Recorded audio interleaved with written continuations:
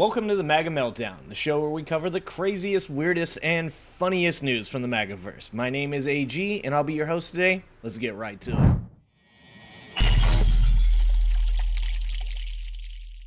The last couple weeks have been wild. The media has been experiencing an absolute media gasm over Joe Biden's debate performance and potential ouster by the Democratic Party. We haven't seen this type of shameless money grab by mainstream media since Trump ran in 2016, when they fell all over each other scrambling to sell America down the river for ratings and financial gains. And though I know news outlets like CNN have a hard time keeping up with the WWE-style news stories Fox and Friends come up with, it seems a tad bit embarrassing to attempt to hand the 2024 election over to a treasonous felon to satisfy your bottom line. Whilst CNN jerks itself off to flagellation porn in the hopes of squeezing blood from their dying medium, Trump supporters continue to show there is absolutely nothing that will shake their faith in the Mandarin Messiah. Is there any crime that the former president could commit that would disqualify him from your vote?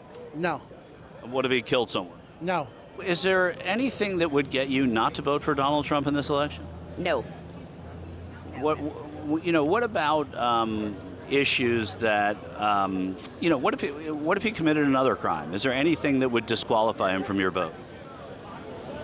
I can't think of any personally. No, I can't think of any. I was going to ask, is there a crime he could commit that would disqualify him from your vote? Never. Murder? Murder?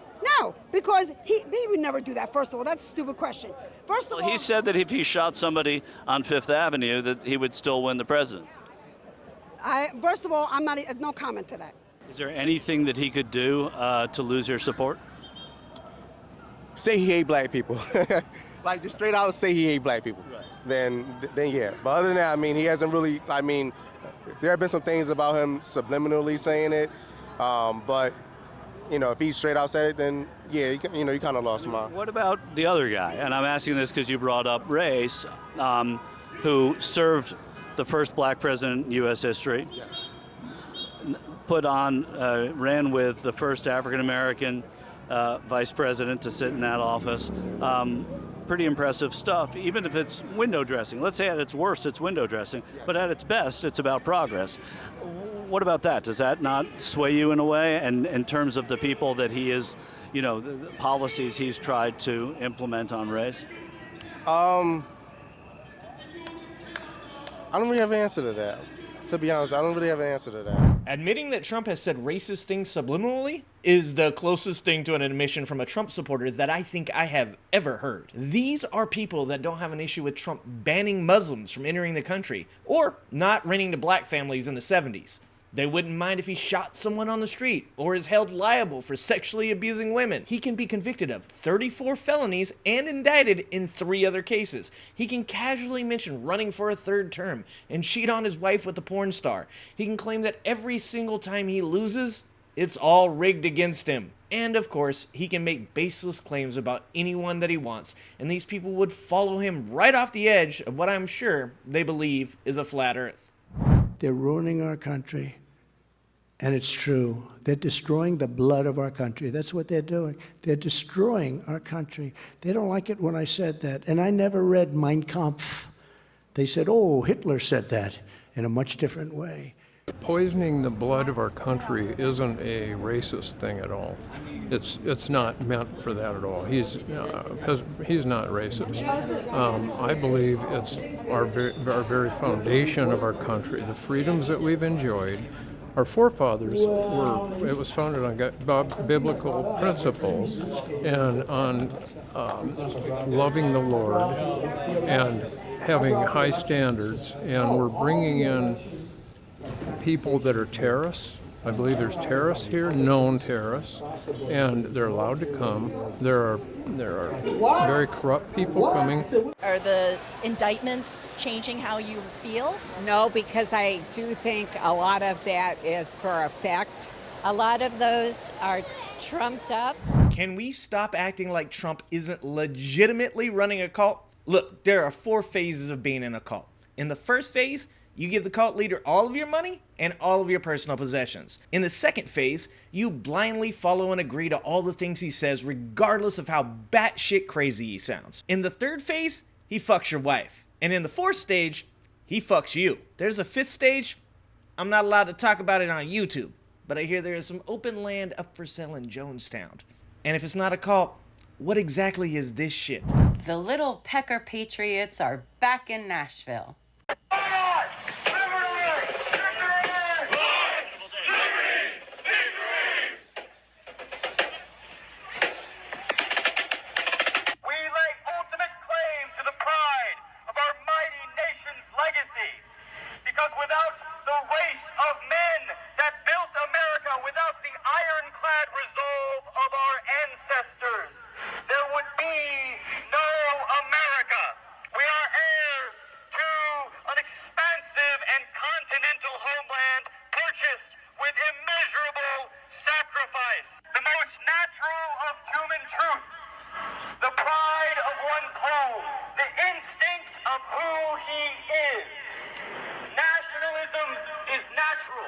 Now listen here, y'all, Kada.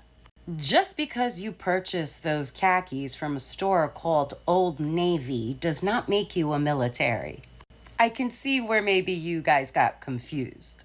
And from what I can see about the men in that little reject parade, is that a lot of them may not meet the height requirements for rides at an amusement park, which is probably why they're so angry. I would take one Stella Magz over 100 of those incels. So while the left continues to berate and criticize Joe Biden's debate performance, the cult of Agent Orange will go right on living in a complete fantasy land. A reality where you can literally quote Hitler, not once, but multiple times. A reality where grown men dress up and cosplay white nationalism. And somehow, CNN is trying to convince me that what I need to be worried about is an old guy with a stutter that has a hard time remembering what he was talking about. Look.